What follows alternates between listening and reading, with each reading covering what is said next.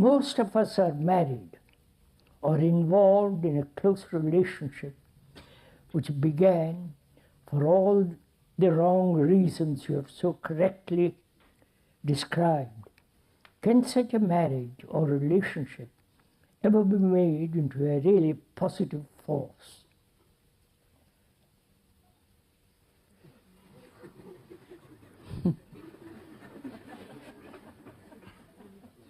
You poor chaps.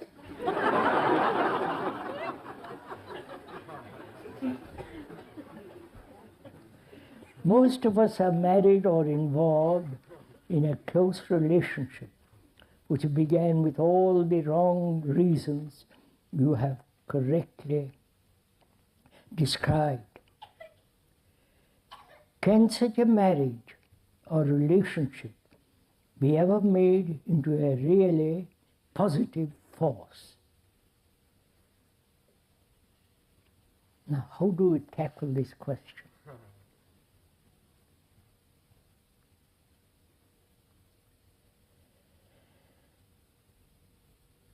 We went to the question the other day into what is relationship?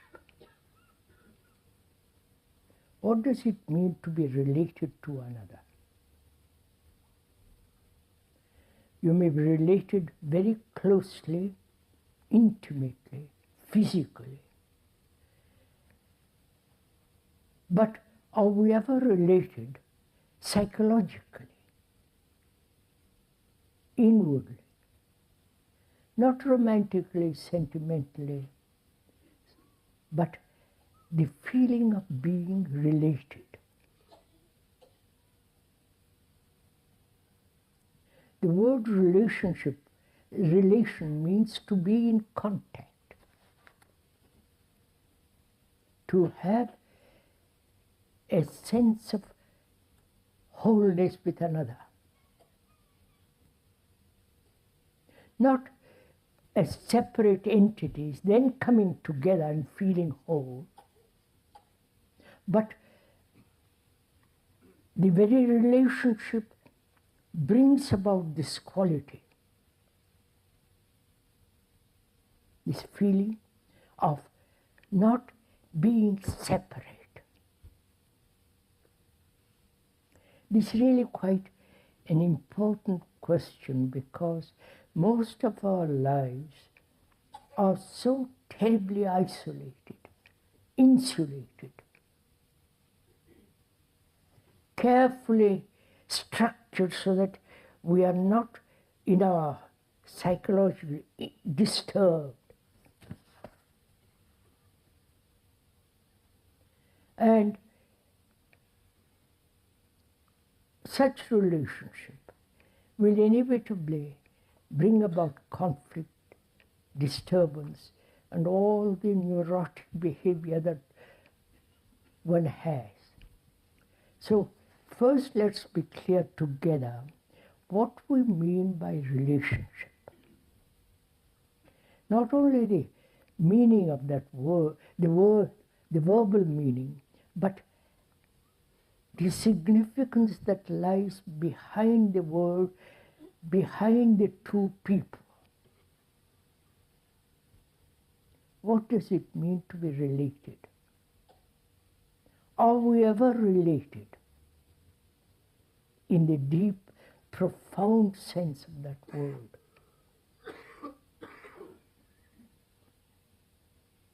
Can there be a relationship of that kind, deep, undisturbed like the depth of the sea? Can there be a relationship if each one of us is pursuing his own particular path, particular desire, particular ambition, and so on? Can there be such relationship if these things exist? If we say, how can they not exist?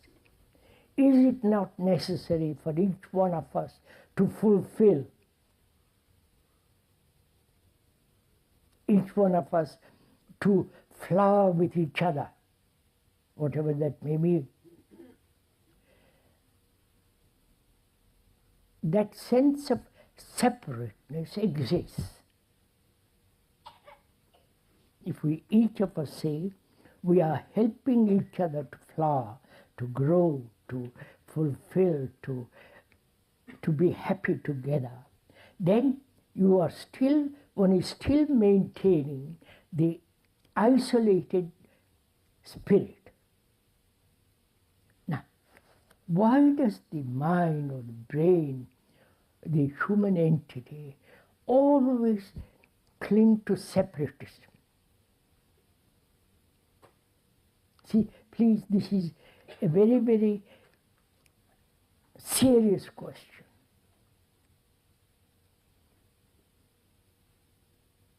Why human beings throughout history have maintained this sense of isolation, insulation, separatism, division.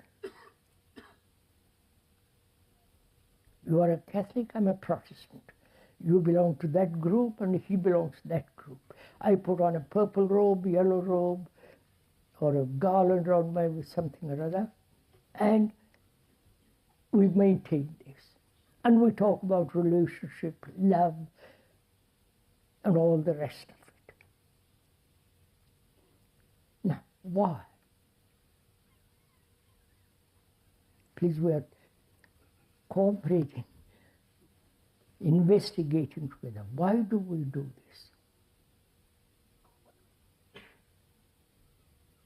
Is it either conscious, deliberate, or unconscious? Tradition, our education, the whole religious structure maintains that you are separate. Separate soul, etc., etc.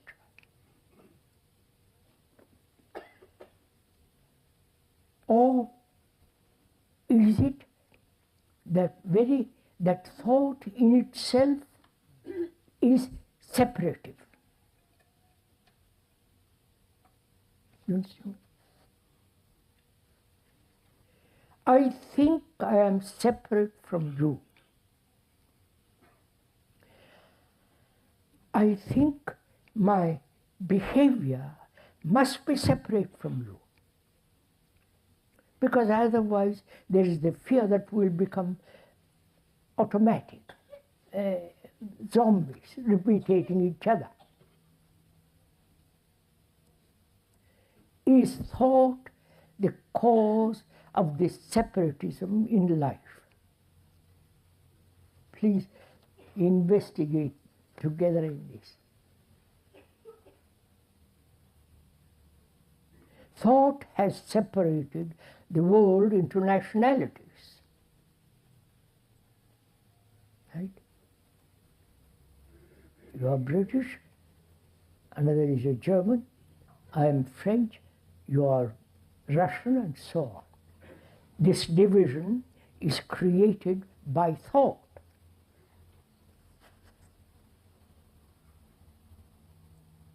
And thought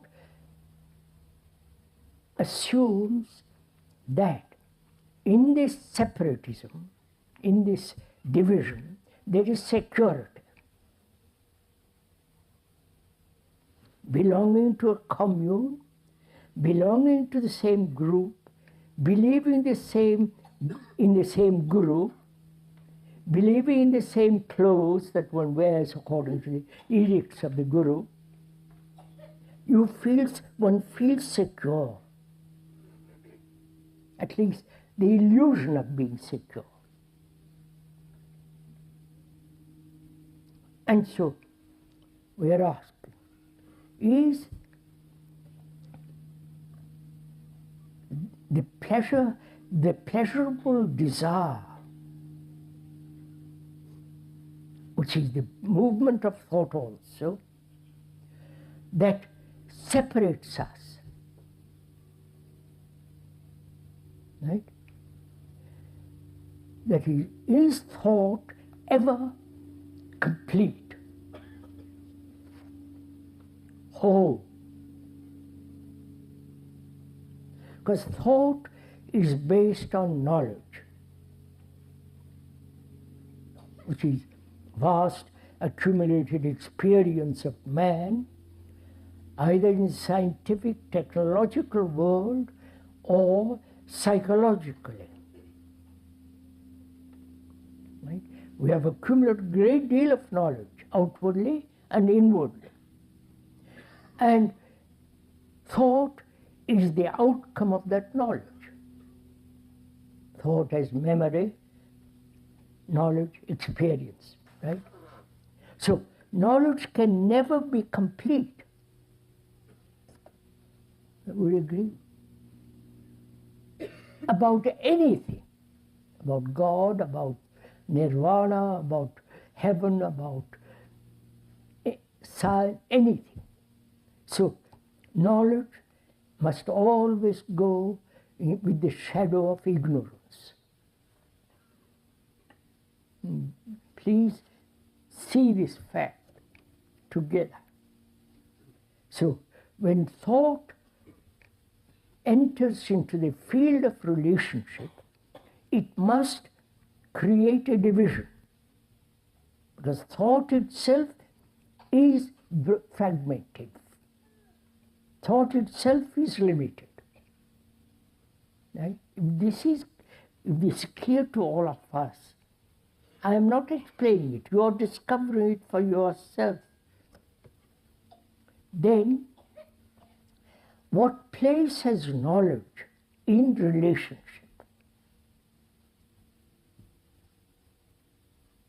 Please, this is a serious question. This isn't just a casual, argumentative proposition. This is an inquiry into what place has knowledge, experience, accumulated memories in relationship.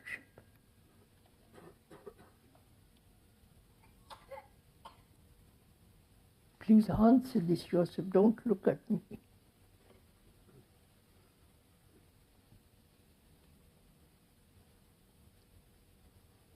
If I say, I know my wife, or other form of intimate relationship, I've already put that person into the framework of my knowledge about her or him.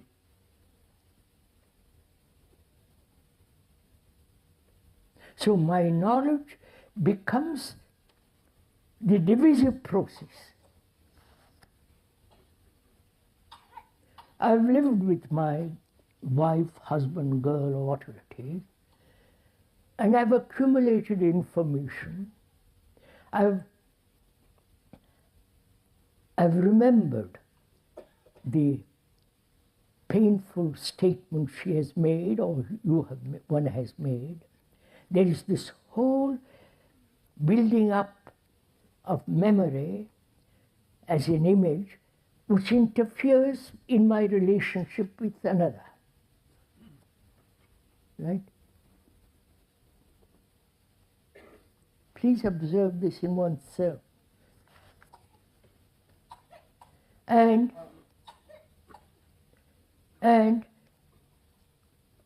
she is doing exactly the same thing.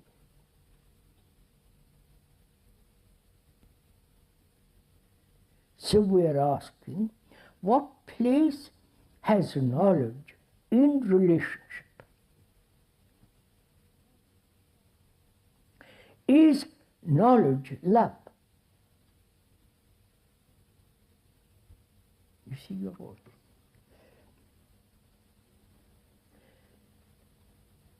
I may know my wife, the way she looks, the way she behaves, certain habits, and so on. That's fairly obvious. But why should I say, I know her or him? When I say I know, I've already limited my relationship.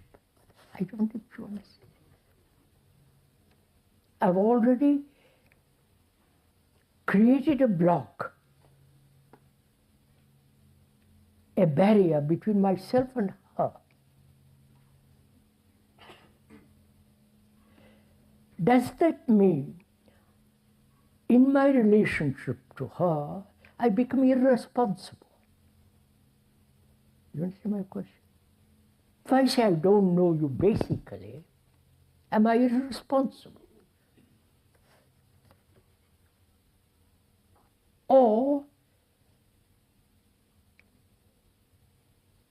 I have become extraordinarily sensitive. If I may use that open, that's the wrong word. I'm vulnerable. I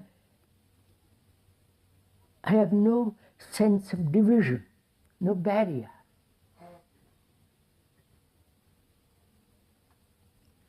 So, if I have that quality of mind, brain, or feeling, that in relationship, it's a flowering, it's a movement, it's not a static state. It's a living thing. You can't put it in a cage and say, that's it. Don't move from there. Then we can begin to ask, what is marriage? Right? Or not marriage.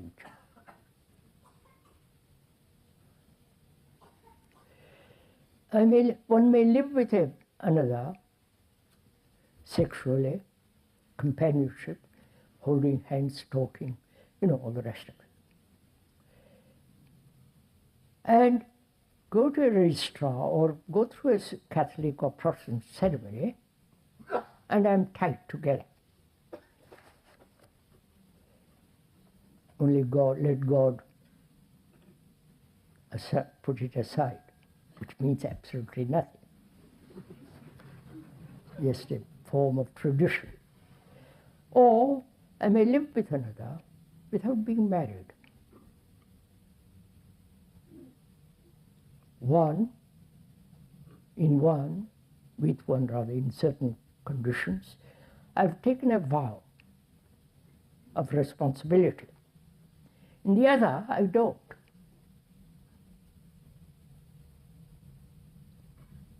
And with one, I'm legally married, separation, divorce becomes rather difficult. With the other, it's fairly simple. We say goodbye and walk off in different directions. And that's what's happening more and more in the world. We are not condemning either. Please, we're just looking at this whole problem with children, responsibility, and the feeling of this tremendous burden of children. And there, legally, you are tied. In the other, you are not. You may have children, but there is always this open door.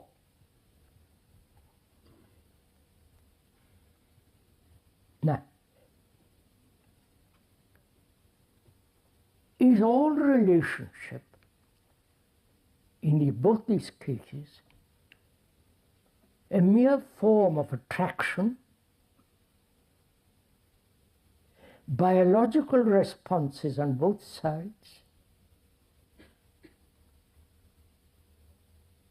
the curiosity, the sense of wanting to be with another, which may be the outcome of unconscious fear of loneliness, the tradition which has established this habit. Now, in both cases, it can become a habit, right?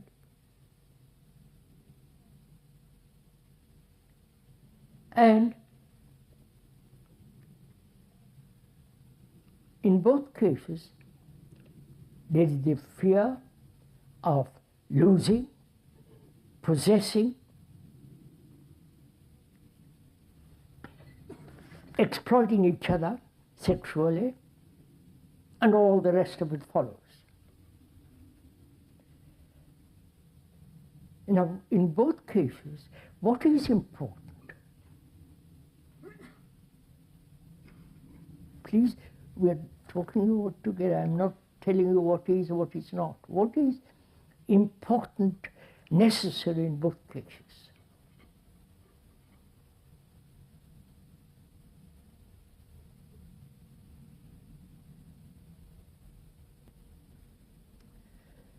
Responsibility is necessary, is essential, right? I'm responsible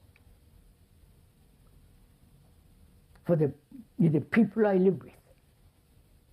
I'm responsible, not only with my wife, but I'm responsible for what is happening in the world.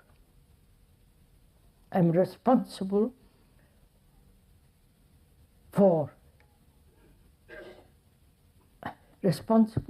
to see that people are not killed. I'm responsible. I'm responsible to see that there is no violence. Right? So, is my responsibility just for the one and for my family, for my children,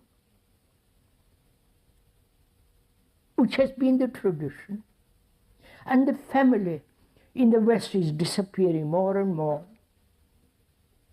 whereas in the East, the family is still the center. Tremendously important. For the family, they will do anything. Even though they are distant cousins, they will keep together, help each other, pull wires for each other. But here it's gradually disappearing altogether.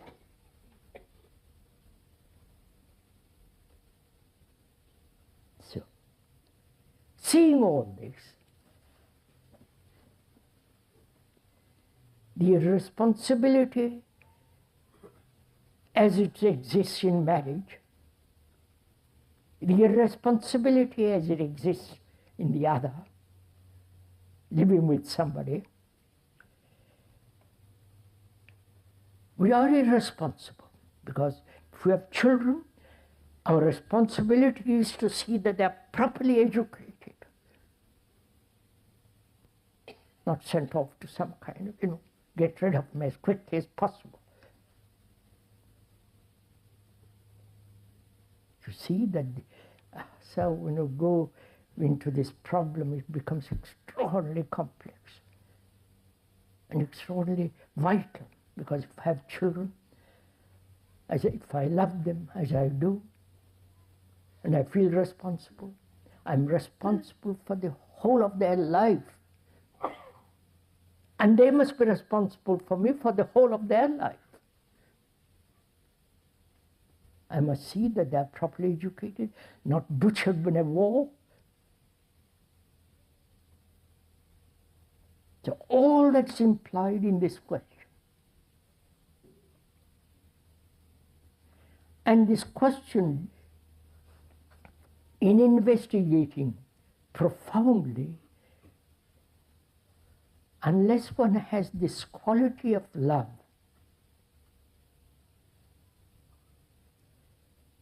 everything is just besides the point.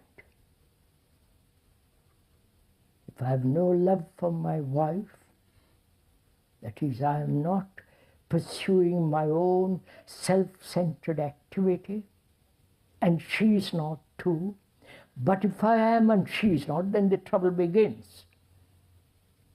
That is, if I I'm attempting not to be self-centered, not to be isolated, to have this feeling of deep affection in which there is no attachment, no possession, not the pursuit of pleasure. And my wife feels the opposite, quite different. Then we have a totally different problem. You understand? Then the problem is, what shall I do? Just leave her, run away, divorce? I may have to. She insists something. You follow this? It's not a question to be answered by few statements, but it requires a great deal of inward inquiry into this on both parts. And in that inquiry, in exploring, if there is no love, then there is no intelligent action. Where there is love, it has its own intelligence, its own responsibility. Right? Can you go on to the next question? Not we are bored with that.